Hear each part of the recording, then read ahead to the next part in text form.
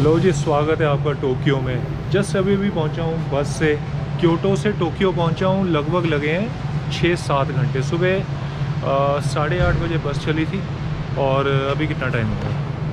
अभी हुए हैं शाम के 5:30, तो मतलब 8 घंटे लगे हैं। 400 किलोमीटर है और मैंने बस में पे किया लगभग 5000 येन, मतलब 3000 रुपये हो गए। ठीक है, अब मैं बेसिकली आपको बता देता हूँ मैं वीडियो भी बनाने का मतलब क्या है। टोक्यो का जो होटल है ना, मैंने जस्ट अभी अभी बुक किया, ठीक है। और मैंने इसी स्टेशन पर आके टोक्यो का होटल बुक किया है। कारण उसका ये है कि टोक्यो पूरा एरिया 50-60 किलोमीटर लंबा है, ठीक है। अब अगर हो सकता है कि आप इस स्टेशन पे उतरे हो, ये स्टेशन है शिंजुकू बस स्टेशन, ठीक है। आपका होटल हो यहाँ से 30 किलोमीटर दूर, तो आपको दिक्कत हो जाएगी, फिर मेट्रो पकड़ने में उतना टाइम लगेगा ये वो। तो मैंने क्या किया, यहाँ स्टेशन पे पहुँच के लोकेशन अपने आसपास डाल दी कि जो भी यहाँ हॉस्टल है वो मुझे मिल जाए। तो यहाँ एक बहुत बढ़िया कैप्सूल हॉस्टल मिला है मेरे को। तो यहाँ से वॉकिंग डिस्टेंस है, 10 मिनट में पहुँच जाएगा।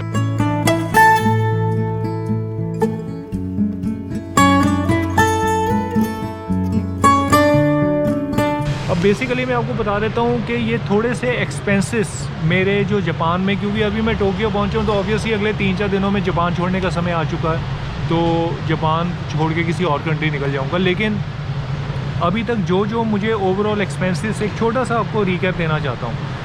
पहले तो बात करते हैं ट्रांसपोर्ट की। जो जापान में ट्रांसपोर्ट है ना, जो पब्लिक बसेस है, उसका एक प्राइस है ऑल ओवर जापान, वो है 220 येन। मैं आपको येन में बताऊँगा, इंडियन रुपये में खुद कन्वर्ट कर लेना। एक येन में 60 इंडियन पैसे हैं, तो उस हिसाब से खुद कन्वर्ट कर लेना, ठीक है। तो अगर तो आप लोकल बसेस यूज़ करोगे, जैसे ये जितनी भी बसेस जा रही हैं, ये एक राइड का आपका लगेगा 220 येन का खर्चा आएगा, ठीक है। 220 येन यूरोप से थोड़ा सा ज़्यादा इस कारण है क्योंकि यहाँ एक राइड का आपको 220 येन देना है। लेकिन यूरोप में पता क्या होता था, जैसे आपने बस की टिकट ली, वो टिकट जब आप बस से उतरोगे अगले आधे घंटे तक के लिए वैलिड रहेगी। मतलब आप कोई भी ट्रेन भी पकड़ सकते हो, दोबारा बस भी पकड़ सकते हो। लेकिन यहाँ जापान में एक राइड का 220 येन। आप बस में गए हो, बाहर उतर गए, 220 येन ख़त्म। जहाँ मर्ज़ी जाओ, जहाँ मर्ज़ी उतरो, ठीक है। अब ये होगी लोकल बसेस। अब इंटरसिटी बसेस का आपको बता देता हूँ कि अगर लेट से आप टोक्यो आते तो ऑब्वियसली आप हिरोशिमा जाओगे, क्योटो जाओगे, या आप ओसाका जाओगे, तो कोई भी बस की जो टिकट है वो आपको 5000 येन से नीचे नहीं मिलेगी। तो सबसे पहले तो बताता हूँ, कंपनी है बस को चलाने वाली कंपनी है विलर एक्सप्रेस। उसका मैं लिंक डाल दूँगा, वही चलती है, उसी से टिकट्स बुक होती हैं सारी जापान में। तो यहाँ से जब आप लेट से मैं टोक्यो से क्योटो जाऊँगा ना, तो टिकट 5000 की है। क्योटो से हिरोशिमा जाऊँगा, उसकी भी टिकट 5000 की है, ठीक है। तो आप मतलब ये मान के चलो कि 10,000 रुपये का हिरोशिमा तक का खर्चा आएगा। 10,000 हो गया 6,000 रुपये। अब ट्रेन की बात करते हैं। ट्रेन का यहाँ क्या हिसाब है, दो तरह की ट्रेन चलती है, एक तो बुलेट ट्रेन है और एक है local train. Local train Tokyo से क्योटो तक तो कोई नहीं, लेकिन हाँ क्योटो से हिरोशिमा का जो डिस्टेंस है ना, उसमें है लोकल ट्रेन, जो मैंने खुद यूज़ की है। लोकल ट्रेन जैसे 200 किलोमीटर के अंदर का दायरा होता है उसमें चलती है बस। ये 400 किलोमीटर वाले दायरे में लोकल ट्रेन नहीं चलती, इसमें बुलेट ट्रेन नहीं चलेगी। तो लोकल ट्रेन का भी खर्चा मेरे को आया था 3700 येन हिरोशिमा से क्योटो तक आने के लिए, ठीक है। लोग अक्सर बुलेट ट्रेन इस्तेमाल करते हैं, लेकिन मैं कभी नहीं सजेस्ट करूंगा कि आप बुलेट ट्रेन की टिकट इंडिविजुअली लो, क्योंकि बुलेट ट्रेन बहुत महंगी पड़ती है। मैं मोटा आपको मैंने एक हिसाब लगाया बता देता हूँ। 1 मिनट का अगर डिस्टेंस आपका एक स्टेशन से दूसरी का 1 घंटे का है ना, तो 1 मिनट के हिसाब से आपको 100 येन देने हैं। तो मतलब ये हो गए, आपको 1 घंटे की अगर राइड है ना, तो आपको 6000 येन देने पड़ेंगे। क्योटो से टोक्यो तक का जो अंतर है ना, वो 400 किलोमीटर का है। 400 किलोमीटर करने में ट्रेन को लगेंगे, बुलेट ट्रेन को 2 घंटे, ठीक है। और 2 घंटे में होते हैं 120 मिनट। 1 मिनट का 100 येन लगाने के हिसाब से 12,000 येन की टिकट पड़ेगी आपकी, 12,000 येन की। तो मतलब मैंने ये कैलकुलेशन लगाई है, एग्जैक्ट सही कैलकुलेशन है। बुलेट ट्रेन 1 घंटे में 250 किलोमीटर के आसपास कवर करती है, तो आप इससे हिसाब से हिसाब लगा लेना, ठीक है भैया। अगर अब आपने बुलेट ट्रेन में सफ़र करना है, अब जैसे अगर मैं करूँगा तो 12,000 तो यही लग गए। फिर मैं क्योटो से भी अगर आगे जाऊँगा 5-6 हज़ार की, तो बुलेट ट्रेन की टिकट वो भी होगी। तो सबसे बेहतर ये है कि JR पास ले लो। JR पास आपको 17,000 रुपये का पड़ेगा। अगर आप जापान में 2-3 शहर भी घूमना चाहते हो ना, 2-3 शहर, टोक्यो से हिरोशिमा जाना चाहते हो या हिरोशिमा से क्योटो जाना चाहते हो या नागासाकी जाना चाहते हो, चुप करके जापान का JR पास ले लो। उसमें आपकी सारी ट्रेन्स फ्री हैं, बुलेट ट्रेन्स, आपको कोई और ख़र्चा नहीं देना और आपके पैसे बचेंगे। अब आते हैं सिम कार्ड की। मैंने सिम कार्ड जापान में नहीं लिया, मैंने कोरिया में भी नहीं लिया था, क्योंकि यहाँ जगह जगह वाईफाई है।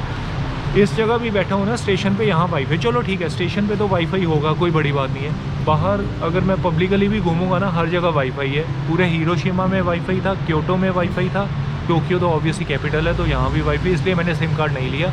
सिम कार्ड का प्राइस भी यहाँ मैं दावा करता हूँ 4-5 हज़ार रुपये से कम नहीं होगा, क्योंकि कोरिया में सिम कार्ड का प्राइस है 2800 रुपये 5 दिन का, तो यहाँ ऑब्वियसली ज़्यादा ही होगा। अब खाने पीने का करते हैं। मैं वेजिटेरियन हूँ।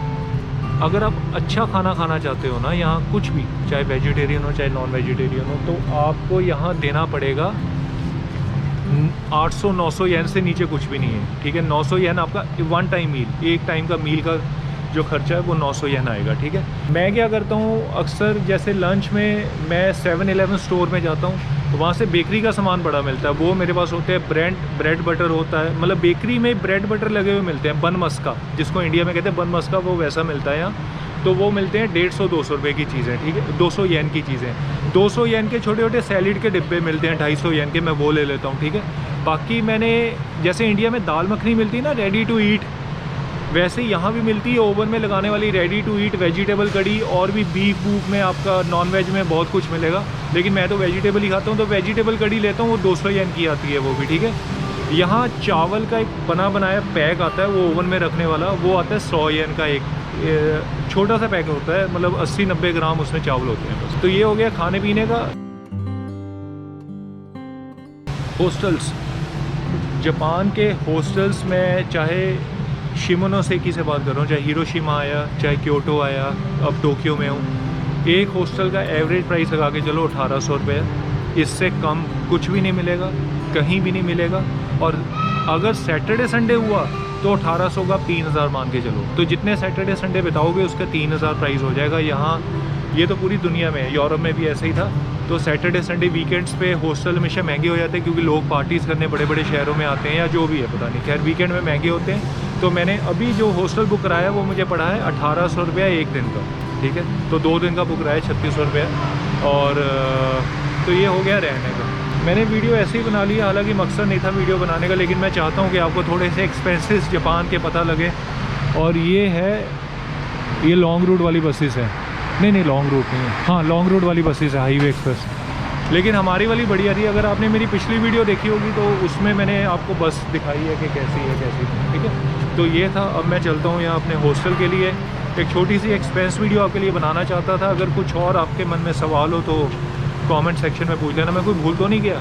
पब्लिक ट्रांसपोर्ट बता दिया, सिम कार्ड के बारे में बता दिया, होटल के बारे में बता दिया, तो खाना पीना भी बता दिया, बस और तो कुछ नहीं है, और तो कुछ नहीं है। अब बाकी इलेक्ट्रॉनिक सस्ता है, मैंने अपने लिए कुछ लिया है, एक्सटर्नल हार्ड ड्राइव्स आप भी ले सकते हो। बाकी बाद में बात करूँगा अगली वीडियो में।